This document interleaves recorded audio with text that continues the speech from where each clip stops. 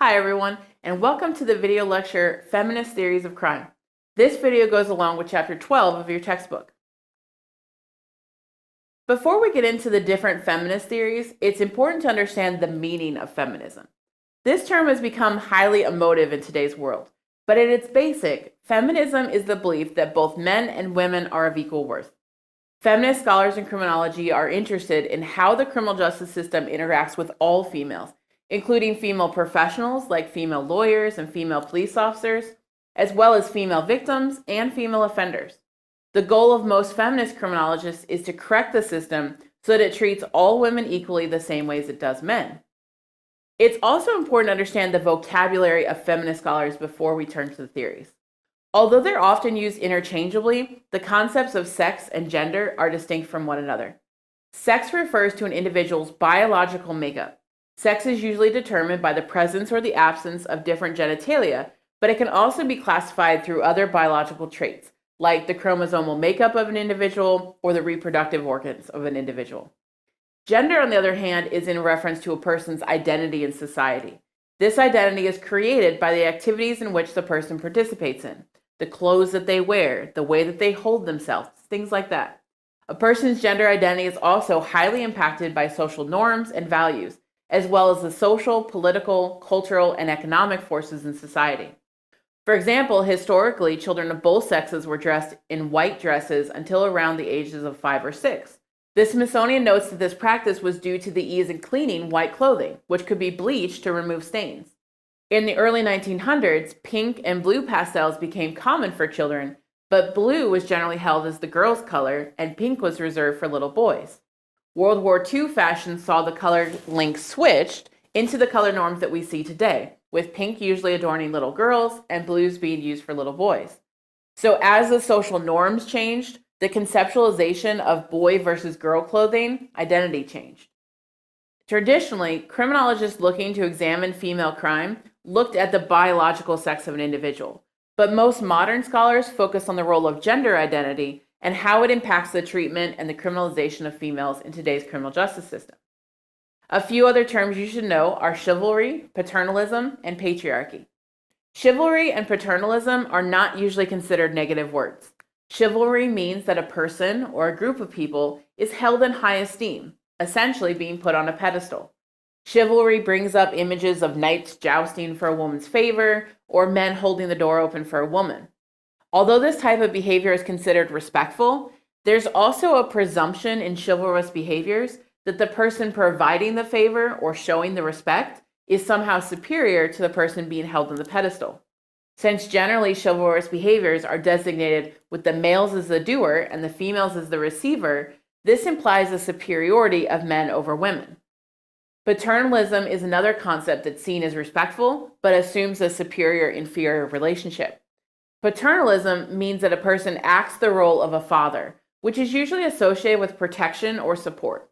Since paternalistic behaviors assume that women require the protection and the support of a male figure, it creates a power imbalance where the woman is seen as weak or hopeless and the male is seen as strong.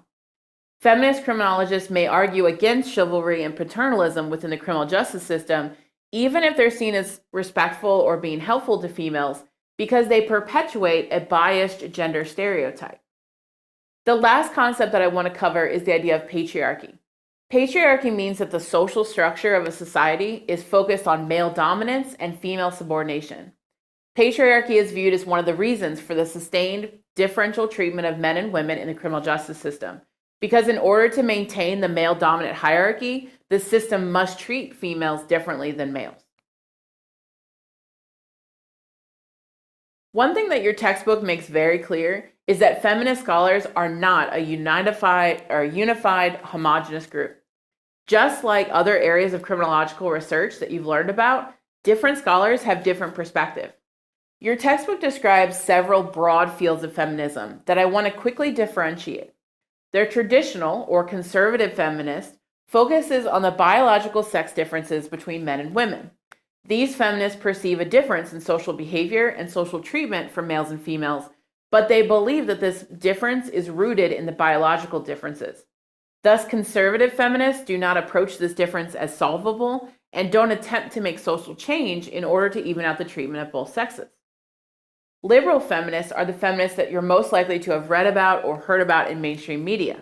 Liberal feminists believe that women can be treated equally as males, but require some sort of social change in order to achieve this due to the blockage of females in our current system.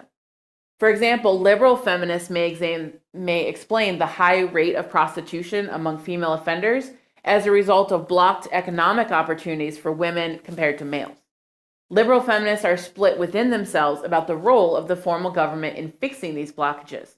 Classical liberal feminists propose that a low level of government intervention would improve female access to opportunities by increasing equality, whereas welfare liberal feminists propose a high level of government intervention in order to help support female access to opportunities and equality. As your textbook notes, one of the major critiques of this type of perspective is that the male experience is seen as the ultimate goal. Having female offenders sentenced to the same length and the type of prison sentence as male offenders would create equality between the genders, but it wouldn't address any structural issues with the sentences themselves. Scholars find that in some areas of the criminal justice system, females are actually treated better than men, with adult female offenders generally receiving shorter sentences and being less likely to be sent to prison compared to adult male offenders. So in this instance, giving the female the male offender treatment would actually result in a worsened situation for the female. The other three types of feminist scholars that we'll discuss are radical, socialist, and postmodern.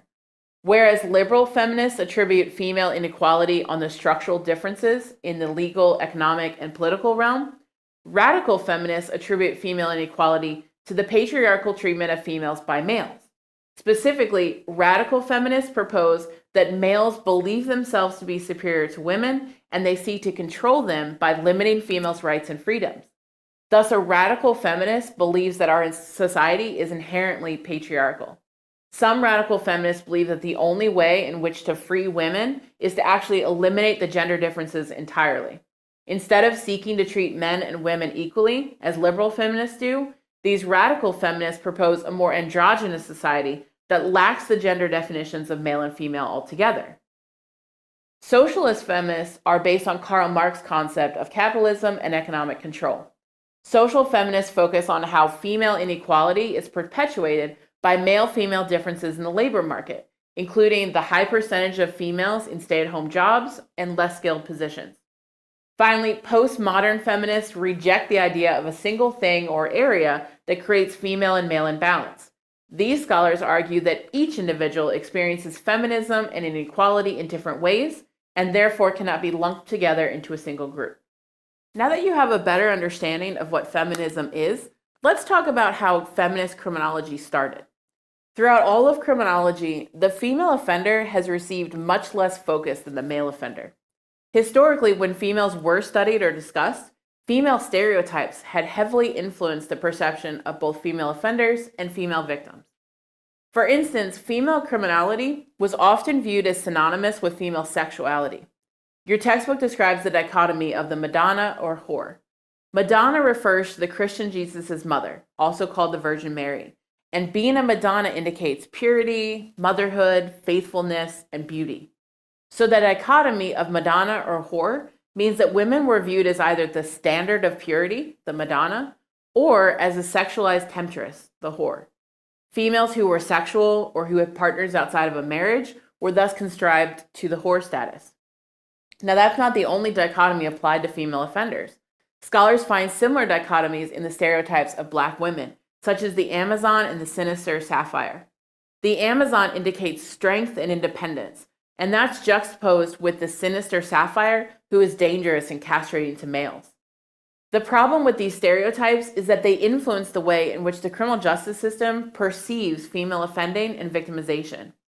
For example, the dichotomy of Madonna versus whore perpetuates victim blaming of female rape victims with explanations like she's dressing for it or she was leading him on. Those females that don't fit the stereotype of the Madonna, like a victim who dresses in short skirts or a victim who has multiple boyfriends, are relegated to the role of the whore and are perceived as less worthy victims. The same holds true with the stereotype of femininity. Feminine characteristics include gentleness, sensitivity, and passivity. These traits are heavily influenced by a person's gender, but they're usually ascribed to a person's sex. Remember that gender is the way in which the individual is viewed by society based on their mannerisms, their behaviors, activities, and other characteristics. As you can tell from the very name, feminine qualities are stereotyped as being female qualities. Female victims that don't fit with the feminine stereotype, or males who display feminine characteristics, deviate from our cultural expectations and are often treated differently within the criminal justice system. So what did early scholars have to say about the female criminal? Most early theorists, if they discussed females at all, attributed the criminality of females to some type of aberration. Usually, that aberration was believed to be rooted entirely or at least mostly within the person's biological makeup, negating entirely or even limiting mostly the environmental influence. For example, Cesare Lombroso proposed that female offenders would be physically differentiated just like male offenders could. Lombroso proposed that physical marks like moles, hairiness, large prominent cheekbones, and large jaws denoted female criminals. Lombroso also proposed that female offenders lacked maternal instincts, were vengeful, greedy, and untruthful. Notice that Lombroso's characteristics focused on things that would make the female ugly or undesirable to men, and the list of qualities is in direct contradiction to the passive, virtuous Madonna. Thus, his description of the female offender shows aspects of that Madonna-whore dichotomy we just talked about. W.I. Thomas also focused on the biological differences between men and women. He proposed that females were anabolic, meaning they were passive and lethargic, compared to the more active and dynamic catabolic male. In his theory of female offending, Thomas did allow for the influence of some environmental conditions. He noted that females and males were driven to crime as a result of their desire for new experiences and desires for excitement, but that for females, prostitution was the most likely to satisfy those needs. He also argued that women would only turn to this type of profession when they lacked family and community links. Female sexuality was another popular area of focus for researchers studying female criminality. You may have heard the term penis envy before. This comes from Sigmund Freud's writing about male and female development. Freud believed that females were anatomically inferior than males, since the female lacks a penis. Freud proposed that young girls, perceiving their lack of penis, believe they are being punished and grow up envying the male penis. Since they can't get a penis themselves, women compensate for this by making themselves physically beautiful through fancy clothing, makeup, body alterations, etc. According to Freud, a female who commits deviant behavior is acting out her penis envy by attempting to be a man. Thus, according to Freud, criminality occurs when a female forgets her place as a subordinate and attempts to gain equality with males. Otto Pollack was another male researcher that examined female offenders. In his book, The Criminality of Women, Pollack argued that females commit more crime than we know about because a lot of female crime is unreported or hidden. Pollack proposed that a female's ability to hide her criminality was a result of her biological sex. He claimed that females gain practice hiding things from men due to their experiences with menstruation, which can be a painful experience but was not a topic of polite conversation in the 1950s. He also noted that females gain practice hiding things from men when they fake orgasms and fake sexual interest, which a man is unable to do. For these things, Pollack claimed that females were better able to hide their crimes compared to men. Pollack also proposed a differential treatment hypothesis, claiming that when females did come to the attention of the criminal justice authorities, those authorities behaved in a chivalrous manner towards female offenders, so females would get lighter punishments and preferential treatment compared to male offenders. This became known as the chivalry thesis, meaning that the criminal justice system targets males because they regard women as less violent, more passive, and more in need of protection overall. You should recognize some of the theorists on the previous slide because they've contributed to criminological research in other areas besides female offending. The question that many people ask is, why do we need a feminist-specific approach to female crime? The short answer to that is that a lot of the research into female criminality has been highly problematic. The major concern is a lack of research into females, and the research produced focuses on male populations. This creates the illusion that male criminality is more important or more pressing than female criminality. Another problem is that when research was done on female populations, we tended to use the add women and stir approach, as your textbook calls it. This means that when we try something out on men, we simply look to see if it works on women too. The problem with this type of approach is that it assumes that male problems are the only ones that can occur, and it doesn't allow for the identification of female-specific issues. For example, let's consider a hypothetical situation of an all-male prison that starts a boxing program with the goal of improving self-esteem and reducing recidivism. They designed this program because of research showing that physical activities in safe but competitive environments are good for male prisoners. After 2 years, the prison does an evaluation study to determine if the program is achieving its goal, and they find that it is a success. The prisoners who participate in the boxing program show increased self-esteem and are rearrested less often than the prisoners who do not participate in the boxing program. Now, let's say that the female prison in the same state wanted to achieve the same goals. The add women and stir approach would be to implement a boxing program into the female prison and see if it works too. Maybe it does, maybe it doesn't. The problem is that by taking the exact program that worked for men and asking, does it work for females too, we're ignoring the potential differences in male and female interventions. Maybe the boxing program would work okay for females, but maybe a different type of program would work better. They didn't design the boxing program because of research on females. They designed it because of research on males. Then they just assumed it would work for females too. That means they didn't investigate better options based on female offender characteristics and qualities. In the real world, research into female offenders shows that having strong bonds with their children is an important factor in reducing recidivism risk. This type of research is the basis for prison nursery programs and parent-child areas in female prisons.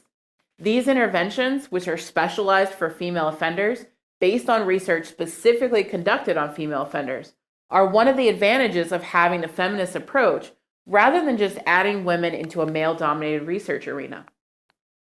The other major feminist critique of female offending research is that the concepts of gender is often associated more closely with biological sex than it is with structural and environmental influences. When researchers examine gender differences without taking into account the larger environmental influences, there is little to no consideration on how the perception of gender from broader society has influences the person's identity and behavior. Feminists argue that this creates a biological determinism model, where your identity and your behavior are solely the result of your biological sex. So what do feminist research studies look like? There isn't one approved structure of feminist criminology research, but feminist research shares several characteristics. This means designing research for and conducting it with female participants. Second, Harding stated that feminist research should be done for the benefit of women, not to further subjugate them. Instead of researching why women are hysterical, like Freud did, researchers should focus on topics and research projects that will embolden and strengthen women, not belittle them. This is also an important concept for the feminist movement as a whole, which views research not as an academic purpose, but a means to achieve political change and reduce oppression. Harding also stated that the researcher themselves must be subjected to scrutiny. If you think about this, this makes sense given feminism's focus on the social hierarchy. As I tell my research method students, no research study is completely objective and unbiased. So it's important for the researcher to understand the biases and social norms that dictate their own perspective as well as the research subjects. In the criminological world, one of the ways that this has been interpreted is meaning that men cannot conduct feminist research. It's actually a really controversial subject within the field of feminism as a whole. The concern is that men are unable to remove themselves from their inherent privilege in a patriarchal society, and therefore they will lack the ability to truly understand and empathize with women's experiences without applying some of that privilege into their interpretation. While I understand the challenges of researching outside of your field of experience, personally, I think that in excluding men from feminist research, you are actually reinforcing the very gender stereotypes you're fighting against. To me, excluding men from feminist research is the same as saying that no Caucasian could ever research minority issues, or no one but an immigrant could ever research immigration issues, because these groups will never be able to personally experience what their research subjects go through every day. However, there are many criminologists on both sides of this debate, and the contribution of men remains relatively scarce in the feminist body of literature. What is important, no matter what gender the researcher is that the researcher is aware of their own experiences, their own biases, and their own structural privilege before beginning a feminist or other critical research project. So far in this lecture, we focused on what has been done with female offending research. This is a really broad area for feminist criminologists, but it isn't the only area of study. Feminists study three major areas relating to females in the criminal justice system. Feminists study offenders, focusing on what makes women commit crime. They focus on what type of crime women commit, and also how women's crime changes over time. But feminists also study female victimization, things like the rates of female victimization, the types of crime that females are commonly victimized by, and how crime against women are handled by the criminal justice system and perceived as society as by a whole.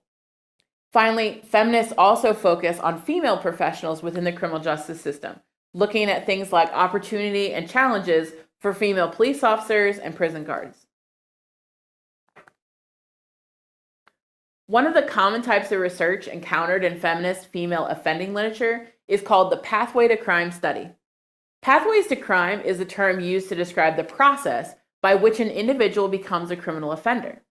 Feminist scholars argue that female pathways to crime are inherently different than male pathways to crime because females and males experience different types of victimization, different levels of socialization, and different structural opportunities across their life course. This concept is known as gendered pathways, meaning that the path to female offending contains unique variables compared to the path of male offending. Although each person's pathway is individualized, feminist scholars looking into female pathways to crime look for general commonalities between female offenders in order to determine how each group of women became offenders. The goal of differentiating female pathways to crime is to help criminal justice officials and victim services develop programs specifically targeted at reducing future criminal behavior from females. Both in adulthood and during childhood, officials can better hope to target intervention efforts. One of the first feminist analyses of female offending pathways was done by Kathleen Daly, and the problem of representation. Daly identified 5 distinct pathways for female offenders arrested for a felony offense. First, there were harmed and harming women who experienced childhood abuse and were labeled as problematic throughout their life, having issues with violence, substance abuse, and mental illness. The second pathway was that of street women who left behind abusive childhood homes only to become addicted to substances and engage in prostitution. These women, as a result of their livelihood, had extensive criminal histories. The third pathway was that of battered women who became involved in the criminal justice system as a result of the intimate partner abuse they suffered. The fourth group was drug-connected women who were recent addicts due to substance use in their family or intimate relationships. Finally, Daly included another group of females that contained females with no histories of abuse, neglect, or violence. Later scholars have termed these women as financially motivated. Daly's pathways analysis is just the start. Several feminist scholars have taken up her work, which is based on qualitative life history interviews, and they've used quantitative and qualitative techniques to refine the criminal pathway categories. One of the common denominators in many of these studies is that take into account the intersecting of offending and victimization within female offenders. While not all females in the criminal justice system have been victimized, feminist scholars find a higher proportion of victimization among female offenders compared to male offenders. Research also suggests that depression and illicit drug use are more common in female pathways compared to male pathways, and these experiences are then reflected in the gender pathways models. Female victimization is another area of study for feminist scholars. One of the areas that has been a big focus of feminist research is intimate partner violence, or IPV. Feminist scholars examine the persuasiveness of IPV, victim experiences with IPV, and the criminal justice responses to victims of IPV. Traditionally, most feminist scholars have approached IPV as the result of a gender imbalance between males and females, with males perpetrating violence on females.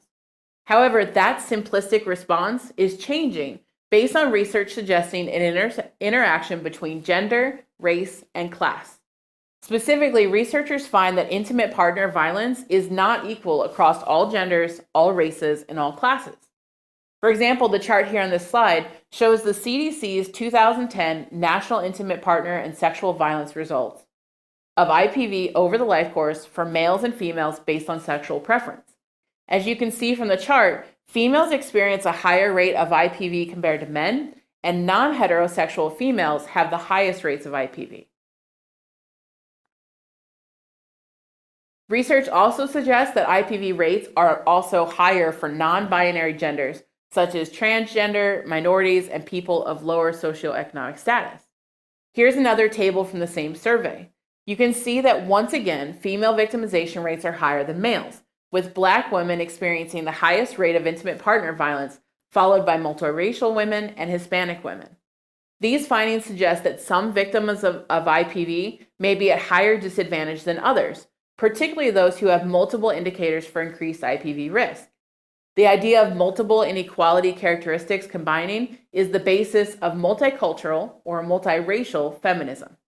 Multiracial feminists argue that you can't boil down inequality into male versus female because society doesn't just take note of your gender. They also note your other characteristics like your race, your age, your sexuality, your physical ability, etc. These feminists argue that in order to truly understand the difference between the groups, you have to take into account all of these characteristics at a single time. In addition to examining female offending and female victimization, feminist scholars also research the professional role of females in the criminal justice system. These scholars focus on females in the police force, working in the courts as lawyers, paralegals, and judges, and in the correctional system as prison guards, probation officers, and advocacy workers. Traditionally, most criminal justice professionals were male-dominated, but as women in the United States began to play a larger role in the economic workforce, they took on more positions within the criminal justice system. Feminist scholars often focus on the barriers that women face in the workplace, including how masculine stereotypes affect the hiring and job assignment of female employees, the levels of sexual harassment and experiences of those victims, gender separation, and diversity policies. Feminist scholars also look at the environment the females work in, including the level of open hostility and social exclusion faced by females working in a male-dominated profession. So what can the criminal justice system learn from feminist scholars? As you can see from the slide, feminist research doesn't suggest a single avenue for change. Instead, feminist criminology, like all feminist research, focuses on the larger social and structural processes that must be addressed in order to achieve equality between the genders. This concept is called praxis, or putting theory into action. Praxis means that feminist research suggests things like models of change and alternative institutions so that we can continue forward towards equality. You can see the feminist influence in two big social changes within the criminal justice system. The first is rape law reform, and I'll talk more about that in depth in just a second. Gendered programming is another area in which feminist research has helped create in the criminal justice system. Remember that example I told you about the boxing program? The idea of gendered programming is that programs are designed and produced specifically for each gender, with the individual program specifically developed to address each gender's risk and need categories. Increased family programming in female prisons is a part of the gendered programming change. Instead of using the same programs for males and women, the criminal justice system is using more programs and interventions designed specifically for the population in question. Now, how did feminists transform rape laws? They helped produce change in rape legislation because they challenged their traditional view of rape, which then translated into a new legislative definition of rape and sexual assault. Traditionally, rape laws define rape as the forcible rape of a man against a woman when the woman was not his wife and sexual intercourse was accomplished. Notice several stereotypes in this definition. First, the need for force. Most rape laws were structured in such a way that rape was only considered rape when the victim actively fought back. Cases where a person felt pressured or was threatened into having sex would not be considered rape under that definition because they didn't actively fight back. For example, in the case of Brown v. State, a Wisconsin Supreme Court reversed a rape conviction in 1974 because they argued that the victim had not resisted hard enough. The court's decision stated that, quote, there must be the most vehement exercise of every physical means or faculty within the woman's power to resist the penetration of her person, and this must be shown to persist until the offense is consummated, end quote. You can see how this type of definition would severely limit the number of offenses that could be classified as rape. The traditional definition also defined the act as including a male perpetrator and a female victim, meaning that female on female, female on male, and male on male rapes were left unaccounted for. Third, the traditional rape definition also includes sexual intercourse, and in some cases even specified the penile perpetration of the vagina. Again, this does not allow for non-heterosexual coupling or other types of penetration, like penetration with an object. Finally, the law specifically excluded any possibility of raping your wife. This definition was the result of an old stereotype ingrained into law back in 1736, when an English court ruled that a woman entered into a marriage contract, she provided permanent consent for sexual relations, and thus she could never be raped by her own husband. This became known as the Lord Hale Doctrine. In the 1970s, just after the second wave of feminism, feminist scholars turned their attention to transforming rape in the criminal justice system. They did this in several ways. First, they helped redefine rape in the legal system. Based on the arguments of feminist scholars and legal scholars, states have moved to eliminate or even outright contradict the traditional concept of forcible rape. For example, Pennsylvania law specifically states that the victim need not resist the actor. Feminist scholars have also been successful at achieving greater gender neutrality in rape reform laws. The term rape is usually replaced with a more neutral sexual assault, which allows for the penetration and victim-perpetrator genders not covered under the traditional rape statute.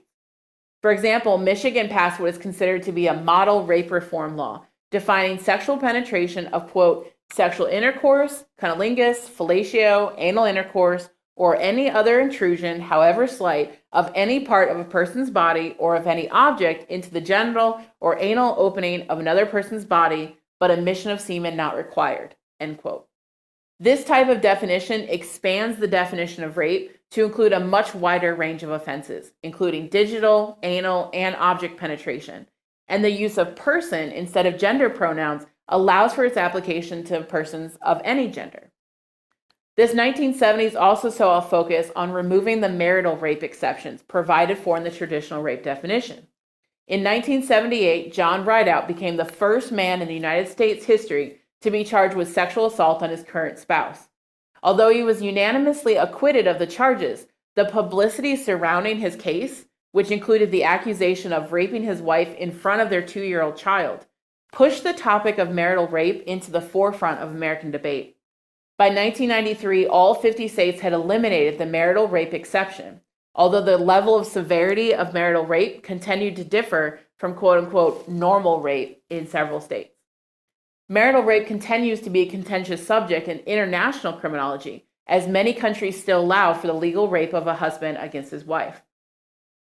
Another way that feminist scholars have helped influence rape legislation is by passing rape shield laws, which limit the admissibility of the victim's sexual history in court. Previously, if a male was accused of raping a female, the defendant's lawyer could question the female about her previous sexual history, things like the type of partner she's had, the type of sexual activity that she's engaged in, that type of thing. And this type of strategy was used to discredit the victim. If the victim had multiple partners before, or if the victim had engaged in deviant sexual behavior, then she couldn't possibly be a reliable witness. In fact, the John Rideout case included that same strategy. Greta Rideout, the victim of the marital rape, was accused of being promiscuous, of lying, and being vindictive by her husband's attorney. Notice, again, the idea of the Madonna and the whore represented in this viewpoint. Rape shield laws limit the amount of information about a victim's sexual history that can be provided in court, allowing it only in cases in which it's relevant to the particular case in question. The first rape shield law was passed in 1974 in Michigan, and by 2000, every state had one of its own. Feminists don't feel their work is done with rape law reform, although we have made very big reforms since the 1970s. Feminist scholars continue to focus on the reaction to sexual assault victims by the criminal justice system, the prosecution of sexual assault perpetrators, and research into sexual assault within criminology. For example, social protests like the Slut Walk are organized events that protest the blaming and shaming of sexual assault victims by our criminal justice system and society in general. That completes the Feminist Theories of Crime lecture. By now, you should have a good understanding of what makes feminist research unique from other criminological theories and what type of research feminist scholars conduct. Thanks for watching.